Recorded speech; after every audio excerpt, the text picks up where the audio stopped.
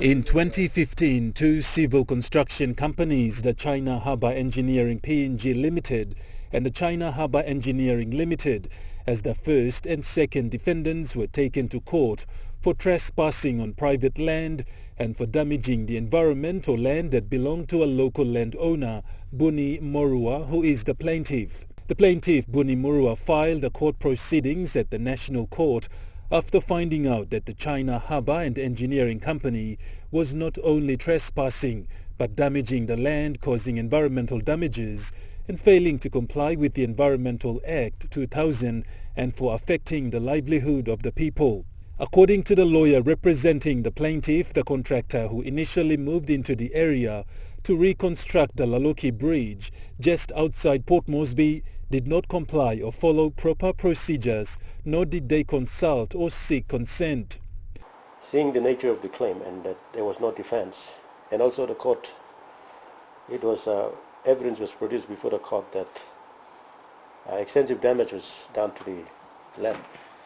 And very important is these Chinese companies failed to comply with the regulations under the Environment Act. Lawyer Nixon Kayuk said while the matter was in court from 2015 to 2023, the court was in favor of the plaintiff, who provided necessary evidence of the documents and images of the extensive damages caused by the company.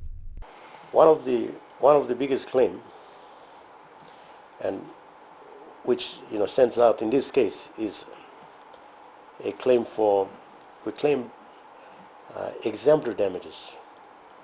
Kayuk said the defendant failed to appeal at the beginning. No negotiations were agreed upon until the court's decision for the defendant to pay settlement fees of up to 13 million kina, which is now owing to the plaintiff and those affected by damages caused to the environment. Expense that we spend during the times that the little people like me without work, it's a very hard time to take court for 4 years, almost 5 years now, from 2019 and to 2023. Several attempts and roundtable discussions by the plaintiff and his lawyer were made with the defendant, the China Harbour Engineering Limited, but the defendant has failed to engage in any settlements. The plaintiff, Buni Morua, and his lawyer are now planning to file enforcement proceedings, with the next step to be the insolvent proceedings if the defendant fails to pay the settlement fee as ordered by the court. Godwin Eki.